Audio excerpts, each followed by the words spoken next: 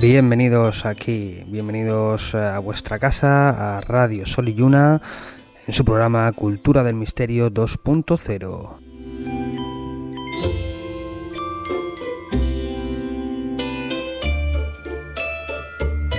Hoy día 14 de febrero, Día de los Enamorados, pero aquí en Cultura del Misterio miramos un poquito más allá, miramos a próximas fechas que, como todos sabréis ya, será el 23 de febrero, un aniversario más sobre el 23F.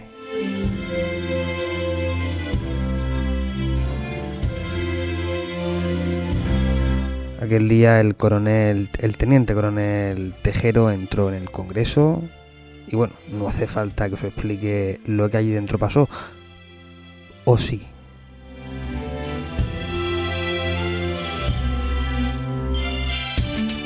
Bienvenidos todos un día más aquí a vuestro programa, a Cultura del Misterio 2.0, hoy con 23F, el autogolpe.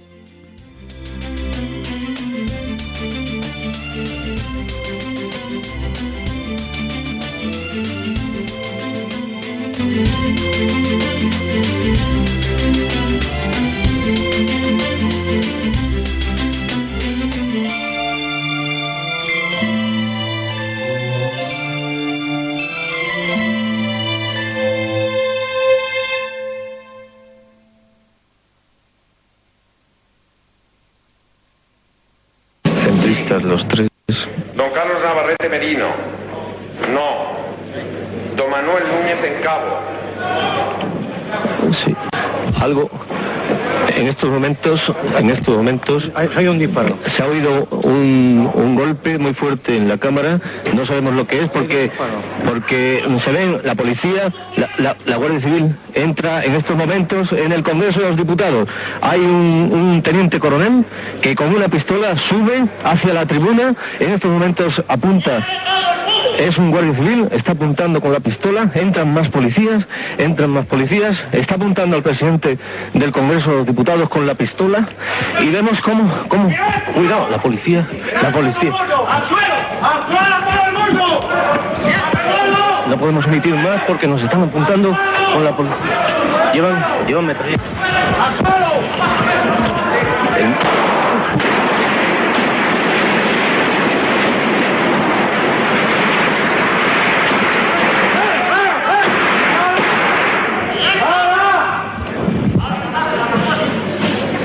Cuidado, no intentes tocar la cámara que te mato, Te preocupa eso. A la redacción central de la SER han llegado ya dos de los hombres de la cadena SER que estaban transmitiendo en directo el debate de investidura. Rafael Luis Díaz y Fernando González. Rafael, ¿qué es lo que ha pasado? En ese momento todo fue muy confuso porque de buenas a primeras vi como entraban guardias civiles y como oía disparos. Evidentemente yo oía disparos. Y entonces pues observé como un teniente coronel que le veía de perfil nada más, por eso pude saber un poquito más tarde que era teniente coronel por la manga izquierda. Vi que llevaba 2 estrellas de 8 puntas y entonces vi como este señor apuntaba con una pistola nada más y nada menos que al presidente del Congreso de los Diputados, que no pasa nada. Un momento, Rafael, un momento que nos llega en este momento un flash de la agencia EFE. La acción podría haber sido realizada por el teniente coronel Tejero y 200 guardias civiles. Es el Tejero, es el teniente coronel Tejero.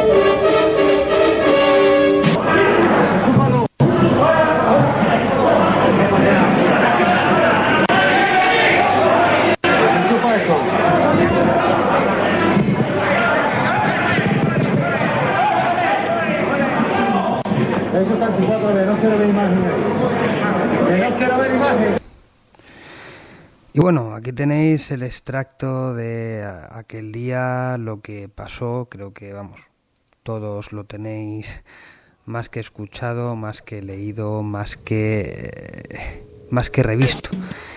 Y es que en verdad quiere la leyenda que aquel día, aquel 23 de febrero del año 1981, ya queda un poquito atrás, pues un grupo de guardias civiles añorantes del franquismo tomaran el Congreso al asalto, secuestraran a los diputados con el fin de imponer un régimen dictatorial y tras unas horas ocupando el hemiciclo, pues depusieran la actitud y las armas gracias a la división entre los militares y la tajante orden del rey de que estos mantuviesen el orden constitucional y que así se frustró la intentona involucionista. 4 días después, el 27 de febrero, el pueblo español se echaba a la calle en defensa de la libertad, la democracia y la Constitución en una manifestación ciertamente multitudinaria, para la que los partidos políticos movilizaron hasta el último de sus afiliados.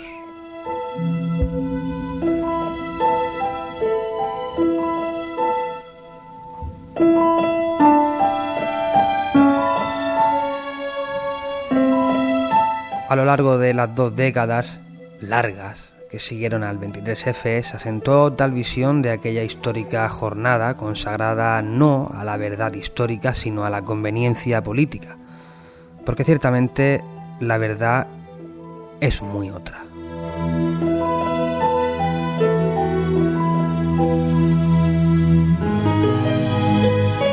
El 23F fue, digámoslo ya, un autogolpe, una maniobra para fortalecer el sistema, no para acabar con él. Un golpe para rectificar el régimen, un golpe de timón, como se venía diciendo desde distintos ámbitos, no para sustituirlo, realmente. No se atentaba contra el Estado, se atentaba contra el gobierno de Suárez. ¿Pero por qué? La verdad es que el proceso de transición estaba en un punto, digamos que muy peligroso. El separatismo crecía y las autonomías no solo no habían encauzado las ansias particularistas de algunos, sino que las habían desatado. ¿A qué nos recuerda esto hoy en día? Bueno, los gobiernos centristas eran muy débiles y el partido que los sustentaba estaba resquebrajado y sin dirección.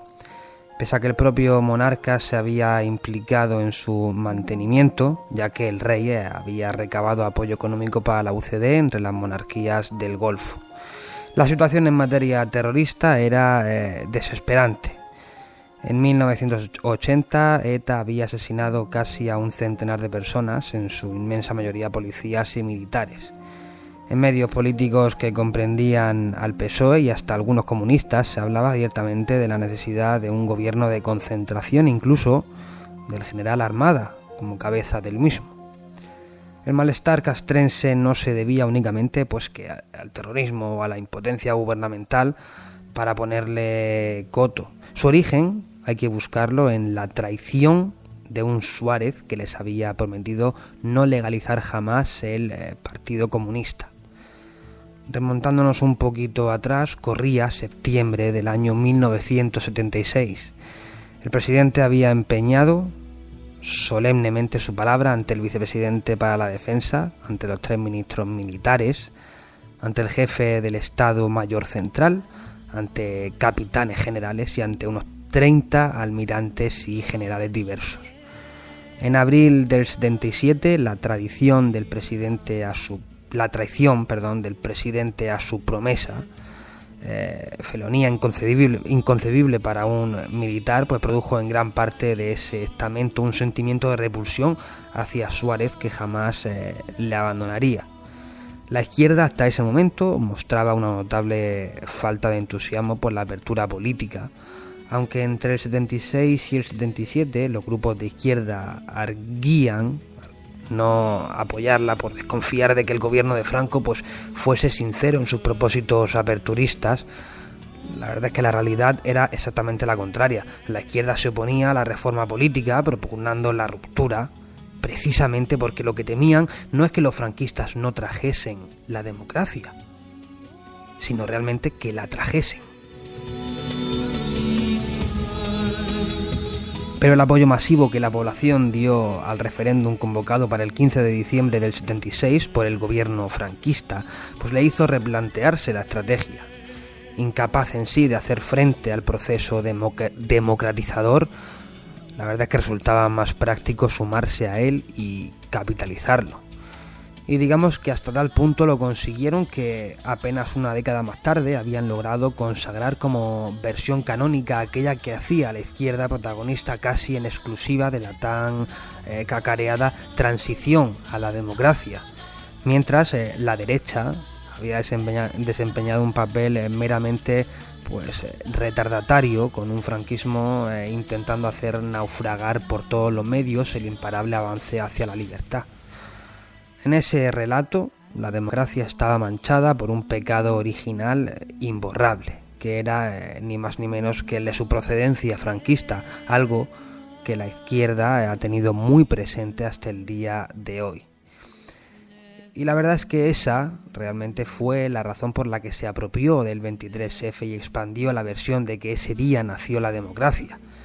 La imagen del pueblo manifestándose en defensa de las libertades democráticas contra un golpe de Estado franquista se corresponde mejor que nada con la idea de ruptura. Los franquistas habían tratado de torpedear la incipiente democracia y pues qué mejor imagen que la de un tricornio recortándose contra el fondo de un parlamento, pistola en mano, de modo que no podían ser quienes la hubiesen traído. De este modo se creaba un mito, el del 23F, el mito de una sociedad moderna que se rebelaba contra la dominación de un grupo antidemocrático.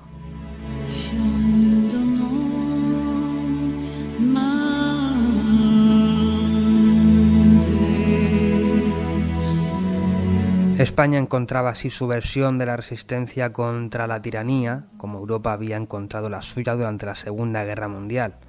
Al frente de los heroicos resistentes, el monarca, los partidos y los medios. Se erigía así el mito de un rey dispuesto a jugárselo todo por la democracia, de unos partidos que salían a la calle en defensa de las libertades y de unos medios rayanos en el heroísmo. El 23F se convirtió en el acontecimiento histórico que bautizaba el régimen español y le lavaba de su pecado original. Pero lo cierto es que la llamada ultraderecha nunca tuvo nada que ver con aquello. Ninguna de las organizaciones de esa significación estuvo en la trama, ni fue requerida en modo alguno para participar del golpe ni en los sucesos que fuesen a acontecer más tarde. Solo Juan García Carrés, antiguo sindicalista del Vertical y falangista, pero sin ninguna responsabilidad política en ninguna organización, estuvo implicado, pero lo estuvo por su amistad personal con Tejero, no en su condición ideológica y mucho menos por su dependencia orgánica de ningún partido político. El verdadero golpe del 23F fue diseñado por los aparatos del Estado, más concretamente por el CSIC. Estuvieron implicados en su gestación los partidos políticos, desde Fraga hasta Ramón Tamames, de Alianza Popular hasta el Partido Comunista y sobre todo el Partido Socialista. Y como no, la Corona y el Ejército, pero quienes lo ejecutaron fueron el comandante Cortina y el teniente coronel Calderón, dirigentes ambos del CSIC y justificadamente tenidos por demócratas no lejanos a la progresista UMD, la Unión Militar Democrática. Cortina y Calderón utilizaron a militares decididos y resueltos que, como la inmensa mayoría de los militares del 81, pues conservaban aún una incuestionable lealtad a Franco, que habían transferido al monarca por orden expresa del caudillo. Eso permitió mantener la falacia del carácter ultra del 23F. De modo que, el golpe nunca fue para reinstaurar el franquismo, algo que hubiera sido absurdo, sino para reformar el incipiente sistema que se había salido del cauce previsto, para, digamos, reconducirlo en la terminología de Juan Carlos I. Por eso no tiene nada de casual que la reconducción se pusiera en manos de dos generales de intachables antecedentes monárquicos como fueron Armada y Milán del Bosch. Años más tarde, Suárez llegó a publicar que lo que Armada quería realizar era constitucional. Y tanto, y tanto.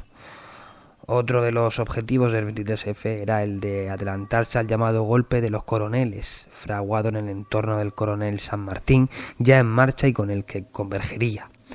Lo que se auspiciaba desde las instituciones y organismos del sistema era un golpe a la francesa, la operación de Gaulle, se llamó a lo del CSIC, a favor del sistema para evitar una salida a la turca, 3 golpes en 20 años, en su contra, pues que se podría ensayar para la primavera, lo cual ha contribuido enormemente a la confusión que desde entonces ha producido el 23F. Si el golpe fracasó fue porque el teniente coronel Tejero, que hasta entonces había sido utilizado por los servicios de información para la toma del Congreso, se sintió realmente engañado, porque en verdad lo había sido, y no quiso participar en una farsa pues que habría que desembocar en un gobierno presidido por un militar, pero que incorporaba destacados miembros de los partidos de izquierda, y porque Armada no se personó en la zarzuela. La división acorazada no llegó a sacar los tanques gracias a los militares franquistas, aunque sí ocupó Televisión Española, y porque la imagen del Parlamento secuestrado, en el que se habían producido unos tiros y unos penosos empujones, no fue la mejor propaganda para la causa. El fracaso del golpe hizo que el CSID pusiera en marcha la idea de que había sido un golpe ultraderechista, en lo que constituye una de las grandes mentiras de la democracia española.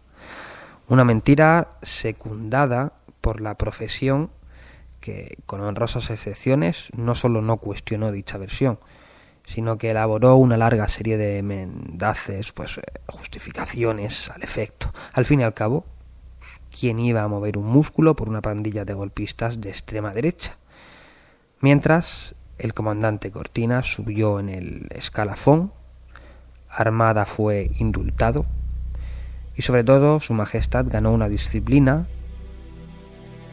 un aura de legitimidad. La democracia se consolidó y los partidos se hicieron con el control de la sociedad, que en definitiva era de lo que se trataba.